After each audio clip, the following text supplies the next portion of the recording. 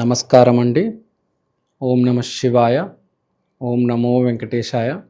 నూతన సంవత్సర శుభాకాంక్షలు. కొత్త సంవత్సరం 2026 2026 మొత్తం కలిపితే 226 1 అంటే మళ్ళీ మొదలుకొచ్చాము.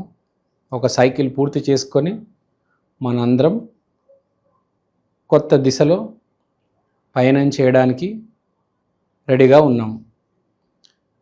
ఇప్పుడు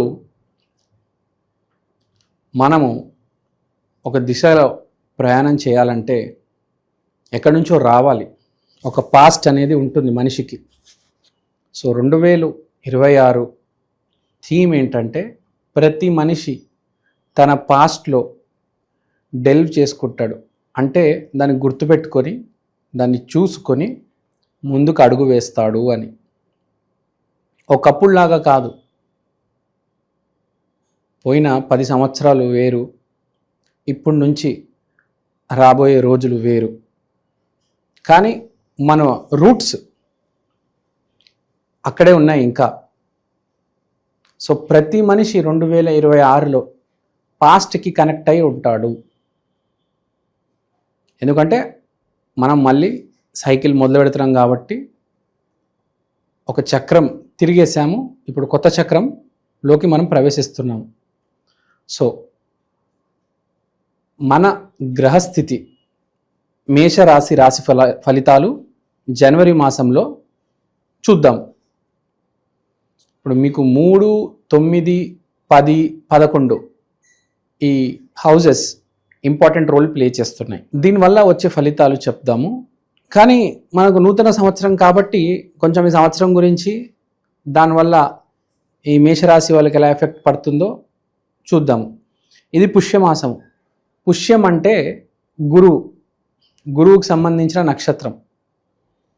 కాబట్టి ఈ మాసంలో ఎస్పెషల్లీ మేషరాశి వాళ్ళు ఎవరైతే జాగ్రత్తగా ఉంటారో అన్ని విషయాల్లో వాళ్ళకి సక్సెస్ అనేది వస్తుంది.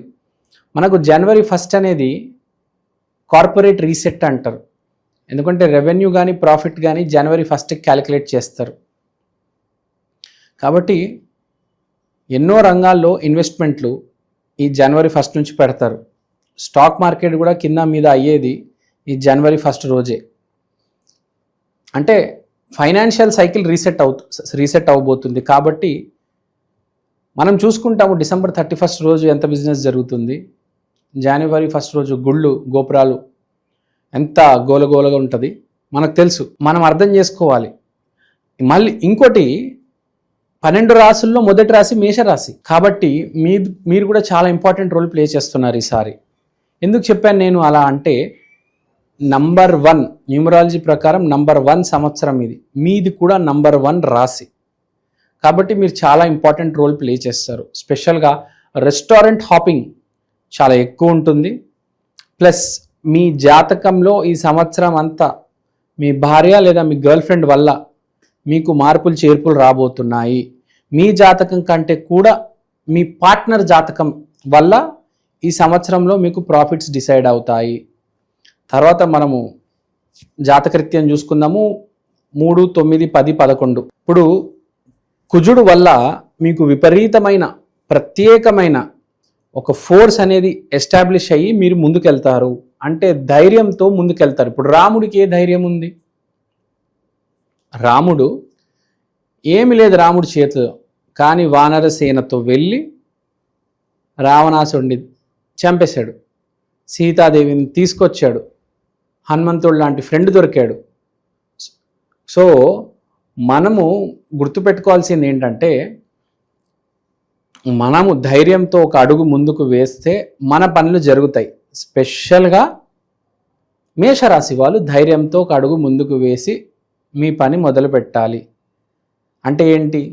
మీరు చేస్తున్న పనినే తెలివితేటల కంటే ఎక్కువ ధైర్యాన్ని ప్రదర్శించండి. ప్రతిసారి తెలివితేటలు పనికిరావు. అప్పుడప్పుడు ధైర్యం ప్రదర్శించాలి.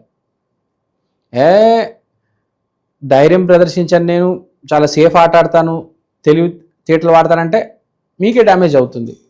సో ధైర్యం. కుజుడు 3వ ఇల్లు ఇంపార్టెంట్ రోల్ ప్లే చేస్తున్నారు కాబట్టి కొంచెం ధైర్యం చూపించండి. ఒక అడుగు ముందుకు వెయ్యండి. అలానే సంక్రాంతి అంటే ఏంటో మనకు తెలుసు. సంక్రాంతి అంటే ఏంటి? మకర సంక్రాంతి ఎందుకు అంటాము? సూర్యుడు మకర రాశిలో ఎప్పుడైతే ప్రవేశిస్తాడో దాన్నే మనం మకర సంక్రాంతి అంటాము.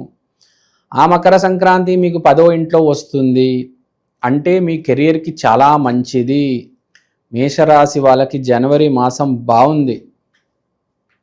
2026లో మొదటి మాసమే మీకు ఇంత బాగుందంటే ఆలోచించండి 2026 ఎలా ఉండబోతుంది. చాలా పాజిటివ్ ఇయర్, చాలా successful year. Don't worry, be happy.